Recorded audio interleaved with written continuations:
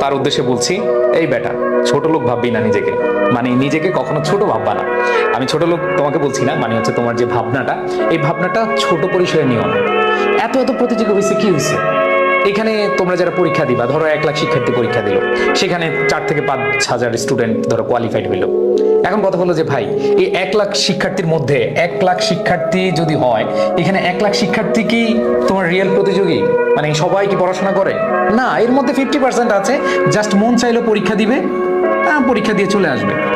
আবার 50% আছে কোন রকম বাবা মা বলছে পরীক্ষা দিতে হবে, তার কিন্তু চিন্তা ভাবনা আলাদা, সে কিন্তু চিন্তা করতেছে অন্য কিছু। তো এরকমই তো আছে 15-20 হাজার। সো রিয়েল যদি আমি বলি কম্পিটিটর তোমার জন্য, হয়তো সেটা হতে পারে 20 থেকে 30%। মানে হচ্ছে তুমি প্রতিযোগিতা যাদের সাথে করবা, মানে রিয়েল ফাইটার, তুমি যদি আসলে পড়াশোনা করে থাকো, যে কমেন্টটা করছো, সো সে যদি পড়াশোনা করে থাকো, তাহলে দেখবা তোমার সাথে যারা প্রতিযোগী বা যারা পড়াশোনা করছে, এরকম হতে পারে 20 থেকে 30% স্টুডেন্ট। সো তাদের সাথে তোমার কি করতে হবে? কম্পেয়ার করতে হবে। এখন কথা হলো, যাক কম্পেয়ার করলাম না, এত এত প্রতিযোগীর মধ্যে তোমার সিট লাগবে কয়টা? তুমি চান্স পেতে চাও কয়টায়? একটা বিশ্ববিদ্যালয়ে 10টা সিট পেতে চাও, নাকি একটা সিট পেতে চাও? একটা সিট পেতে চাও, তাহলে তোমাকে যে কাজটা করতে হবে, ওই একটা সিট পাওয়ার জন্য তোমাকে সিস্টেমেটিক ওয়েতে, পরিকল্পনা মাফিক তোমার কি করতে হবে? প্রস্তুতিটা নিতে হবে।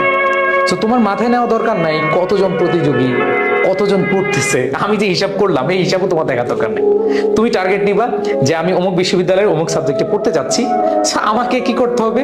যে আমার যে সিলেবাস আছে, আমার যে সামনের প্রিপারেশন আছে, সেটাই বেস্ট নিতে হবে।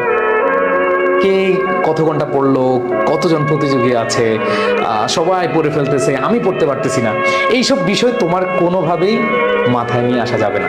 যদি মাথায় নিয়ে আসো, তাহলে কিন্তু শেষ। ঠিক আছে? তার মানে তোমাকে টোটালি কনফিডেন্ট হতে হবে, আত্মবিশ্বাস বাড়াতে হবে। ঠিক আছে? আর আরেকটা বড় বিষয় হচ্ছে কি জানো, যে আমাদের ছোটবেলায়, বিশেষ করে আমি যখন ক্লাস 5-এ বৃত্তি পরীক্ষা দিতে গিয়েছি, আমাকে ওইখানে টিচাররা বলছে, এই বৃত্তি পাওয়ার না পাও, প্রতিযোগিতায় অংশগ্রহণ করাই কিন্তু বড় কথা। আসলে এটা ভুল কনসেপ্ট। এটা প্রাইমারি স্কুলে যেটা শুনে আসছি, আমার কাছে মনে হচ্ছে এটা ভুল কনসেপ্ট।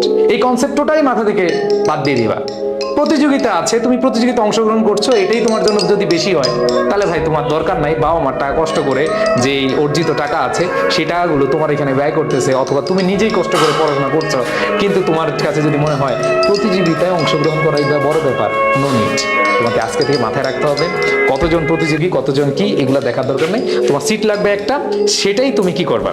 কঠোর পরিশ্রমের মাধ্যমে, সুন্দরভাবে পরিকল্পনা করে, নিয়ম মাফিক পড়াশোনা করে, এবং তোমার যে সাকসেসটা তুমি পেতে যাচ্ছ, সেই সাকসেসের প্রতি ভালোবাসা রেখে সেই স্বপ্নটা পূরণ করার জন্য তুমি সর্বোচ্চটুকু অধ্যবসায়, চেষ্টা, সবকিছু একসাথে করে তুমি তোমার সেরাটা দিয়ে যাও, ইনশাল্লাহ তোমার চান্স হবে। আর যদি তুমি চিন্তা করো কে কোথায় আছে, তাহলে কিন্তু কিছু হবে না। তুমি যতক্ষণ পর্যন্ত তুমি প্রতিযোগী নিয়ে চিন্তা ভাবনা করছো, ততক্ষণ পর্যন্ত তোমার হতাশা বাড়ছে, তোমার টেনশন বাড়ছে, এবং আলটিমেটলি তোমার যে টার্গেট পড়াশোনাটা, সেটা কিন্তু হচ্ছে না। তাহলে অবশ্যই মাথায় রাখতে হবে, তুমি তুমি অন্যের স্বপ্নের জন্য লড়াই করছো না, অন্যকে প্রতিযোগী ভেবে তুমি লড়াই করছো না, তুমি নিজের স্বপ্ন বাস্তবায়ন করার জন্য তুমি লড়াই বা সংগ্রাম করে যাচ্ছ। সো আমি অবশ্যই তোমাকে বলবো যে তোমার আজকে থেকে যে টার্গেট হওয়া উচিত, প্রতিযোগিতা বাদ, কিছু বাদ, সবকিছু বাদ, তুমি নির্দিষ্ট সিলেবাস নিয়ে আগাও, পরিকল্পনা মাফিক